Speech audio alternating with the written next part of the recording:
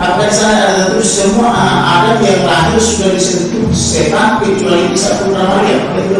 Kalau saya belum tahu terus pasti. Ya. Kemudian saya mau nanya lagi tentang surat 4 An-Nisa 171. Di sana dikatakan bahwa saya sesungguhnya Al-Masih Isa itu adalah utusan Allah. Dalam kurung yang diciptakan dengan kurung kalimatnya yang disampaikan kepada Maryam dan dalam kurung dengan timbang kurung roh daripadanya. Apakah itu maksudnya bahwa Allah itu berkalimat kemudian punya roh juga? Sesuai ayat 4 An-Nisa 171. Ya tahu dirikum walau kalau kita wanita kamu jangan berlebihan dalam beragama, jangan mengatakan kelebihan Allah. Isa itu adalah Rasulullah Allah dan kalimatnya. Dia bertahan pada Maryam dan sekarang orang bilang kepada Tuhan dan Rasulnya. Jadi di situ Allah tegaskan Isa itu adalah Tuhan, tapi sebagai Rasul Allah. Ada perkataan diizinkan oleh Rohnya. Semua manusia itu rohnya. Kita semua ini orang teologi, ada roh Allah dalam diri kita. Terima kasih. Pertanyaan saya berikutnya, adakah orang di dunia ini atau itu orang biasa atau nabi yang dilahirkan dari rahim seorang wanita suci dalam kurung perawan tanpa melalui hubungan jasmani atau hubungan seksual? Setahu saya tidak bisa. Tidak bisa. Ya.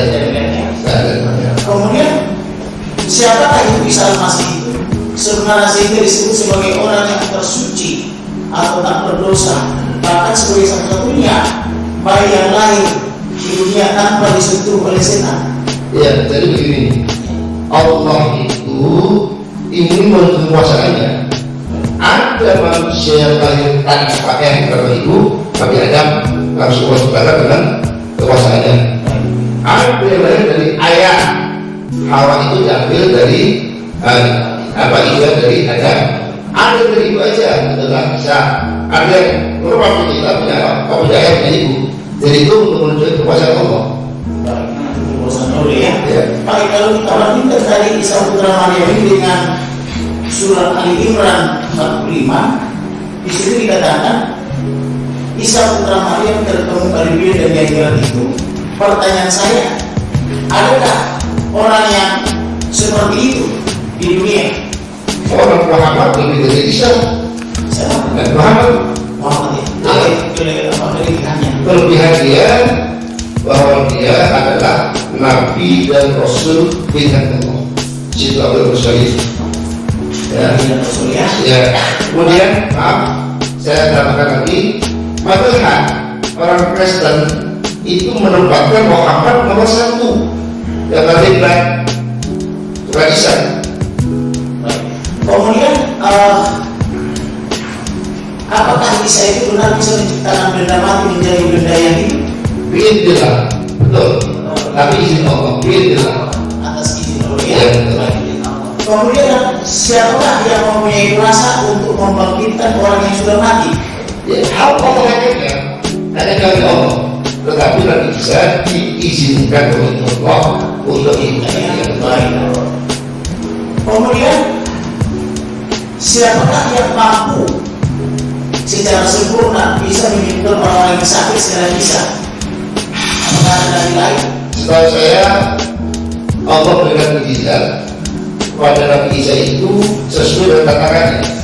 Kalau Nabi Musa melakukan sihir, maka mukjizatnya berupa tongkat.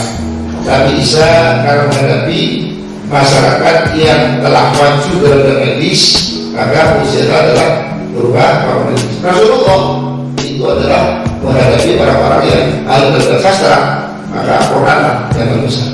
Baik. Kemudian apakah Isa itu benar mengetahui hal-hal yang tersembunyi seperti misalnya tentang hari kiamat itu? Oh, bukan itu tidak tahu. Baik. Mengetahui hal-hal tersembunyi lainnya? Ada, bisa. Jadi apa yang kalian simpan itu Allah mengetahui dan Isa sudah mengetahui. Karena ada izin Allah. Ya. Apa betul Isa itu adalah Imam Mahdi dan Nabi yang adil? Oh, masalah mati ini adalah masalah khilafiyah. Pada pendapat di kalangan Syiah mati itu adalah imam mati yang turunan dari Rasulullah.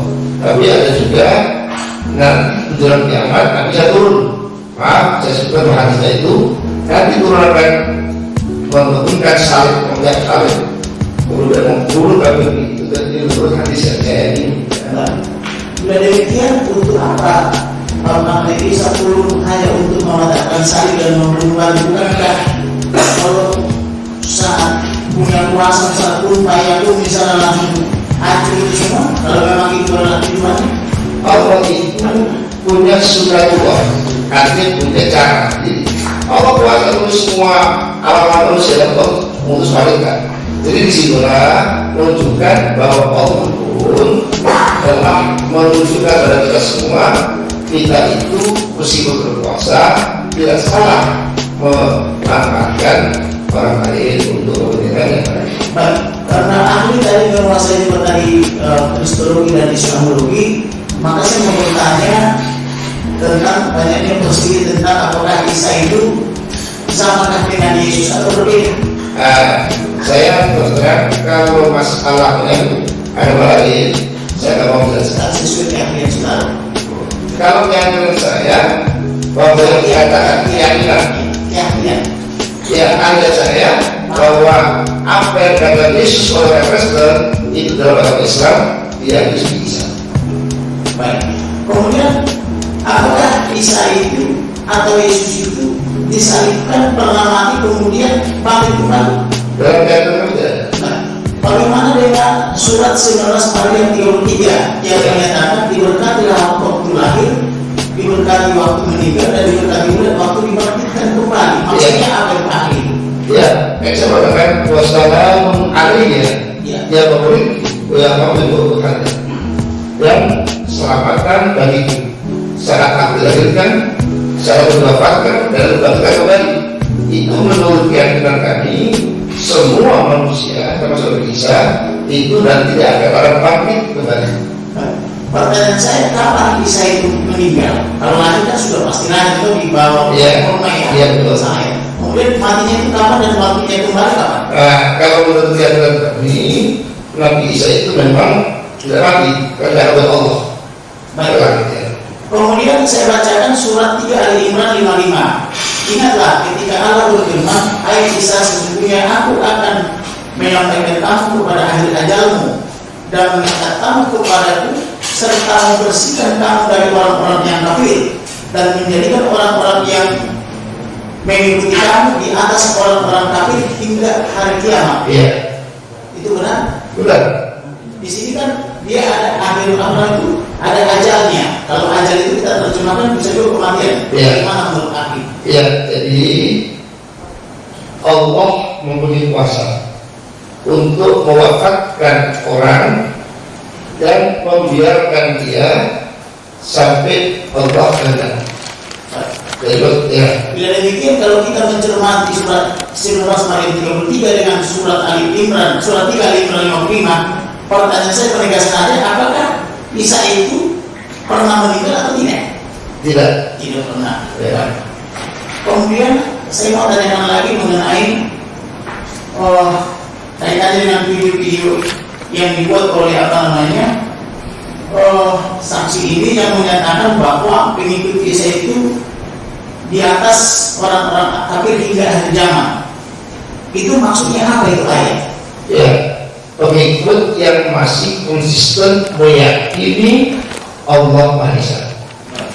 Bila demikian, ahli kan sepertinya tadi tidak mau larut dengan memahami Taurat dan Injil, karena itu imannya orang Yahudi dan Nasrani. Ya, Bukankah Taurat dan Injil itu adalah diturunkan oleh Allah juga? Ya, betul. Tetapi Allah mengatakan mereka telah merubah manusia. Bukankah Allah sanggup menjaga firman-Nya? Kenapa bisa dirubah? Ada hikmahnya. Ketika Taurat dirubah, ada Injil turun. Ketika Injil turun, ada perubahan, ada Al-Quran. Kalau orang mau jaga seperti apa? Karena ada pertanyaan saya, apakah Allah tidak menjaga Taurat dan Injil? Tidak. Bisa dirubah? Tidak. Tidak terjaga. Ya. Siapakah yang berani merubah Taurat dan Injil? Para pengikutnya. Jelas. Allah mengatakan Tuhan memang bagi itu tidak berubah. Saya mau tanyakan, saudara Amin tahu nggak bahwa agama Yahudi dengan agama Nasrani sudah berpisah kurang lebih 2022 tahun. Ya. Tetapi ketika mereka berjumpa kembali, ternyata ayat-ayat apa yang ada di agama Yahudi dengan di Kristen itu masih sama. Lalu pertanyaannya apa yang berubah? Pertanyaan saya, apakah Yahudi yakini bahwa Isa itu sebagai Tuhan? Bagaimana? Apa Yahudi yakin? Percaya Isa adalah Tuhan? Tidak kan? Pertanyaan saya, apa yang berubah? Yang berubah di situ ada identitas. Kalau dalam identitas tidak ada. Karena aku mengatakan bahwa aku adalah Tuhan. Trinitas itu bukankah itu Allah bermanya dan rohnya? Dunia itu ada identitas. Orang katakan jangan pernah bicara identitas. Oke, kita lupakan trinitas atau tidak ada di dalam Aku katakan, kalau belum Taurat dan Injil juga tidak ada trinitas, kita hanya pemahaman para ahli.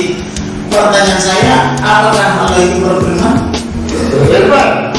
Siapakah atau apakah firman itu dalam pemahaman ahli?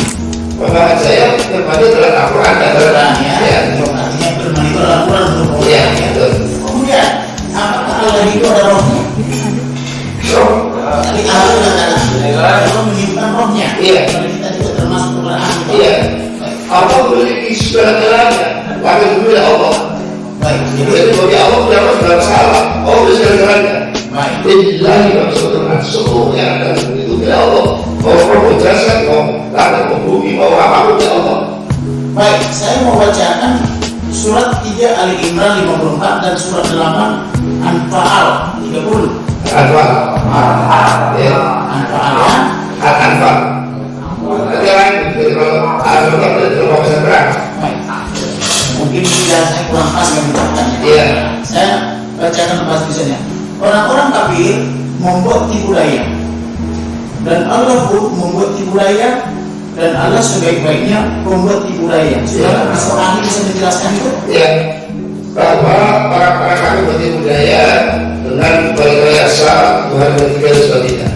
Allah lebih canggih lagi, lebih ditipu. Jadi bukan dari orang ini bukan, Allah lebih canggih lagi. Ya, kemampuan Allah yang mereka, jadi lebih ditipu.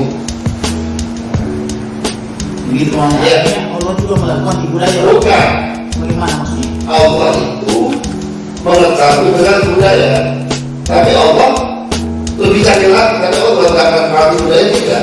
Tapi Allah mengetahui bahwa mereka tertipu, sehingga mereka tidak bisa mengakui Allah. Masa Allah menipu? Baik, berarti saya Enggak. menjelaskan. Ya, saya tidak. Ya, Kemudian saya mau bacakan surat 4 An-Nisa ayat 156. Di sana disebutkan karena kekafiran mereka dalam kurung terhadap Isa kurung dan tuduhan mereka terhadap Maryam dengan kedustaan besar dalam kurung zina. ya. Siapakah yang dimaksud di sini yang menuduh Maria itu berzina menurut ayat yang saya bacakan barusan? Iya, yang saya tahu dari ini. Yahudi ya. Ya, jadi maaf dalam keyakinan kami orang Yahudi itu kalau menistakan ibunda Maryam, sedangkan maaf mereka itu Allah berbilang berpas ya apa ibunda Tuhan itu ya. Jadi umat Yahudi yang menuduh. Iya. Bagaimana dengan para apologet Islam ada sebagian yang mengatakan itu zina hasil perzinahan dengan tentara? Tidak benar ya. Tidak benar. Mereka itu suci. Karena belum ada profesor saya baca di YouTube dia menyatakan berzina gitu. Tidak benar. Itu urusan yang maaf sesat. Sesat ya. Iya. Kemudian saya mau bacakan surat 4 An-Nisa 159. Tidak ada seorang pun dari ahli kitab kecuali akan beriman kepadanya dalam kurung Isa sebelum kematiannya, dan di hari kiamat nanti Isa itu akan menjadi saksi terhadap mereka. Maksudnya apa itu ahli? Ya, jadi di antara orang-orang ahli kitab itu Ya. yang mengetahui kebenaran pasti kepada Islam, dan dia tahu siapa di antara mereka yang beriman, siapa yang tidak. Dia tahu ya atas izin Allah. Yang mau saya tanyakan, bagaimana Isa bisa menjadi saksi terhadap mereka, dan siapakah mereka ini? Allah memberikan kepada mereka. Rasul pun sudah bersaksi urut dahulu ke Muhammad karena pemberitahuan Allah. Baik, saya bacakan juga surat 47 Muhammad 19. Iya. Muhammad dengar? Benar. Baik. Maka ketahuilah dalam kurung ya Muhammad itu kurung bahwa sesungguhnya tidak ada Tuhan melainkan Allah, dan mohonlah ampun dalam kurung kepadanya di kurung bagi dosamu dan bagi dosa orang-orang mukmin. Ya. Akhir saya jelaskan itu. Ya, jadi memang Muhammad adalah maksud terjaga dari dosa. Sungguh demikian dengan sifat ketawaduannya, Rasulullah selalu istighfar setiap hari itu kan orang terus sekali beristighfar sebagai bentuk syukur kepada Allah. Ya. Kemudian para beriman pun juga punya dosa. Gak ada yang sudah dosa. Karena dia apa? Kata Allah, wa nafsu wa ma sawwaha surah Tuhan. Semua manusia itu punya nafsu sehingga tertidur pada dosa. Pertanyaan saya, mengapa ini manusia berdosa, bahkan Nabi atau Rasul juga berdosa? Tidak ada dosa. Tidak berdosa ya? Berarti itu tulisannya maksud dari Iya, maksud saya dari dosa. Baik. Jadi artinya sama juga dengan Isa tidak berdosa ya? Iya. Baik. Lalu mengapa dia nasibnya ada di tangan Isa? Siapa? Yang Muhammad itu di hari zaman. Siapa? Tidak ada. Tidak ada. Nabi Muhammad itu justru diisi oleh Allah bersyafaat. Itu kan Muhammad. Jadi tidak ada keyakinan dalam diri kami umat Islam bahwa Isa itu menjadi terapan Muhammad. Muhammad justru yang Allah berikan tak ada syafaat. Baik, kalau begitu saya bacakan hadis Ibnu Majah atau Al-Asirah. Pernah dengar? Hadis ya Ibnu Majah Al-Asirah. Pernah dengar? Aisyah. Tidak ada Imam Mahdi selain Isa putra Maryam. Saya belum pernah dengar. Belum pernah ya. Baik. Iya. Kemudian saya bacakan lagi hadis Sahih Muslim nomor 127. Di sana dikatakan demi Allah yang jiwaku di tangannya, sesungguhnya telah dekat masanya Isa putra Maryam akan turun di tengah-tengah kamu. Dia akan menjadi hakim yang adil. Iya, betul. Saya terlalu Bisa arti jelaskan itu maksudnya? Iya, bahwa tidak akan di akhirat yang mahal itu Allah turunkan Nabi Isa, tapi tadi menghadirkan saleh, dan seterusnya itu. Karena dia akan menjadi hakim yang adil sesuai dengan perintah Allah. Baik. Apakah Allah juga punya gelar sebagai hakim yang agung atau disebut Al-Fata'ah? Bukan akhirul hakimin. Allah kita hakim hakimin. Apa itu, saudara? Itu adalah dan yang paling adil akhirul hakimin. Jadi Allah itu adalah punya sifat akhirul hakimin dan yang paling adil. Hakim yang paling adil tidak mungkin menyiksa orang yang baik. Atin tadi ya? Iya.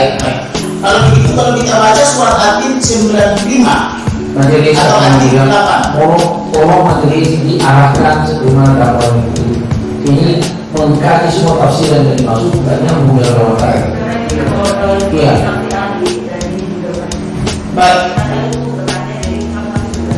Mohon majelis kami berharap kalau tidak fokus dengan pertanyaan. Karena kami tidak pernah membahas soal Atin. Baik, ya. Saya menjawab satu jawaban kami. Lebih fokus kepada materi. Iya, silakan. Ini ada kaitannya dengan video yang mulia. Kemudian di sini dikatakan bukankah kalau hakim yang sehari-hari ini? Iya betul. Betul ya? Harus benar. Kenapa disebutkan Isa itu hakim yang adil juga? Nah itu adalah anugerah Allah. Jadi bukan berarti keadilan Isa itu lebih tua, tidak. Bukan. Dia sebagai manusia yang diberikan suatu sifat yang ada juga, tapi Allah sebenarnya Allah. Maksud saya begini ahli, bukankah Isa itu maksudnya Allah juga? Bukan, bukan. Baik. Tadi saya sampaikan pada beberapa surat. Lagi majelis ini kalau kemana-mana silakan pada surat seperti mana yang terbuka kepada terdakwa. Ini kan hasil ini ada kaitan dengan apa juga, terkait dengan Bismillahirrahmanirrahim. Ini yang saya tanyakan. Kalau itu kan diarahkan. Apakah ada hadis panjang ahli ini memang mau juga di dalam Islam? Tidak ada, tapi itu kaitannya dengan Yesus dan dengan Allah. Baik, tentang surat 31 34. Ya.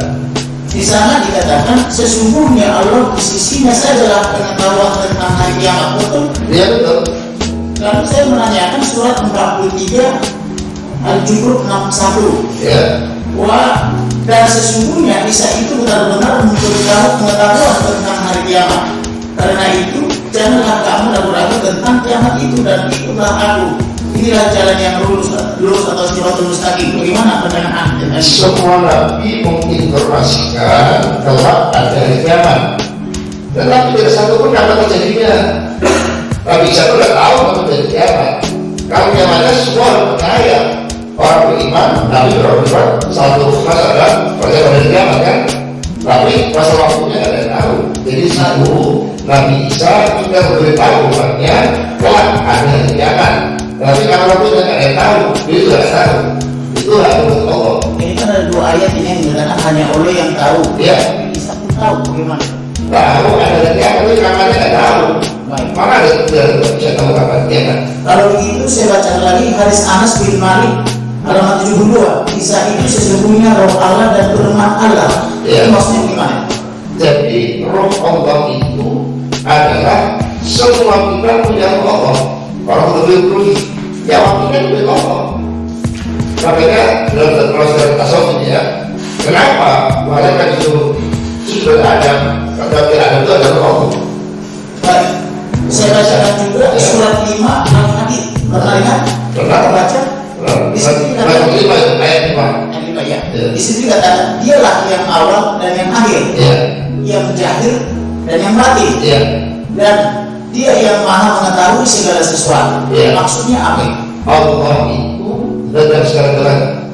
Baik. Awal tanpa ada Yang dimaksud perbedaan. Allah atau Isa? Allah. Baik. Wallahu akbar itu Allah. Kemudian surat 43 Al-Jum'ah 63. Dan tatkala Isa datang membawa terang, dia berkata, sesungguhnya aku datang membawa hikmat dan untuk menjelaskan kepadamu sebahagian apa yang kamu perselisihkan tentangnya, maka bertakwalah kepada Allah dan taatlah kepada-Nya. Ya. Bagaimana penjelasan tentang itu? Dia penjelasannya sebagai seorang nabi yang membawa ajaran. Ya. Juga ada pesan di situ berkata kepada Allah. Ajaran itu sebagai nabi, bukan sebagai saya. Kemudian saya tanyakan, pernah ahli mendengar mutiara hadis 2002 jilid 3 nomor 132? Apa itu? Kamu sekolah saya. Napasku ada di tangan Isa putra Maryam. Belum pernah dengar. Belum pernah dengar ya. Kemudian surat 5 Al-Maidah 68. Ya. Katakanlah hai ahli kitab. Kalau saya ingatkan kembali ini adalah yang ini dia adalah Islam. Iya. Berapa dia? Baik. Ini saya kutip dari ahli ya. Al-Maidah ya. Ya. Itu Quran yang maksudnya. Ya. Oke. Kamu tidak dipandang beragama sedikit pun hingga kamu menegakkan ajaran-ajaran Taurat, Injil dan Al-Quran Ya. yang diturunkan kepadamu dari Tuhanmu. Ya. Itu perkataan siapa kepada siapa, Ya. dan bagaimana ini memahami surah ahli? Itu adalah perkataan Allah. Ya. Saya kasih dulu. Apa itu berapa?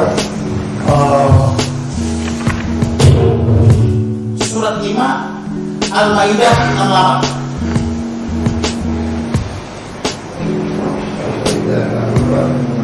Baik. Saya harus memastikan Betul. sesuai dengan kamu saya.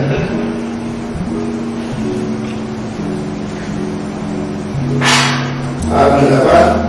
Iya. Punya ahli kitab al-Basyir atau Mutawar Injil. Ini adalah firman Allah kepada orang ahli kitab. Ya, ahli kitab. Ya, kalau nggak ada namanya, kalau kita mengatakan bahwa Injil yang Allah turunkan kepada kalian dan kalian, ini adalah maksudnya sebelum ada perubahan. Ya. Sering kali disebut mengenai Taurat, Injil dan Al-Quran, betul? Surah ahli. Nggak ada apa-apa itu. Ya, Surat 5 Al-Maidah 68. iya, itu kan. Pertanyaan saya terkait dengan ayat ini, apakah ada kewajiban umat muslim beriman kepada Taurat dan Injil? wajib kepada Allah, tetapi sebelum ada perubahan. Sebelum ada perubahan. Ya. Bila demikian, bagaimana dengan para mualaf yang sering juga mengatakan Taurat dan Injil ini palsu tapi tidak pernah bisa diinformasikan kapan dipalsu dan siapa yang memalsu, tapi sering juga berdasarkan ayat-ayat tertentu dalam ceramah-ceramahnya dari ayat-ayat ini juga Taurat dan Injil ini. Nah, kalau itu mereka, katanya saya. Sebagai ahli. Enggak, kalau mereka bilang begitu kan saya tidak tahu. Kemudian terkait dengan video daripada terdakwa yang juga ada dalam dakwaan jaksa, beliau membuat video ini salah satu sebagai jawaban terhadap ceramah dari Bapak Abdul Somad yang menyatakan disalik itu oleh tim kafir, menolak ikilah atau kekanan, berseru-seru haleluya haleluya. Bagaimana tanggapan ahli terhadap itu? Saya tahu, jadi saya mau ganti. Saya tidak tahu namanya di Saya surat. akan kembali, ya, ada itu tidak ada kaitannya dengan Abdul Somad ya. Baik, ada di dalam apa surat dakwaan yang kemudian Tidak, itu terdakwa. iya yang jelas ada pelayanan dalam dakwaan. Tidak, terdakwa. Tidak kami dakwakan. Baik, saya lanjutkan pertanyaan lainnya yang mulia kepada ahli. Apakah pernah membaca surat 10 Yunus ayat 94 Insya Allah seluruh apa saya baca. yang menyatakan, maka jika kamu dalam kurung Muhammad kurung berada dalam keraguan tentang apa yang kami turunkan kepadamu, maka tanyakanlah kepada orang-orang yang membaca kitab sebelum kamu, sesungguhnya telah datang kebenaran kepadamu dari Tuhanmu. Sebab itu janganlah sekali-sekali kamu termasuk orang-orang yang ragu-ragu. Ini maksudnya bagaimana di surat 10 Yunus 94 ini? Surat ahli.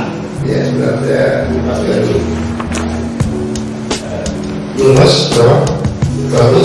104. Surat 10 Yunus 94. Iya. Ya, wala kalian seperti orang yang membohongkan ayat Allah, sehingga berbayar rugi. Ya, jadi kalau kamu ragu terhadap apa yang diberikan kepadamu, tanyakan orang yang tidak suka. Karena sebentar benar-benar saya percaya.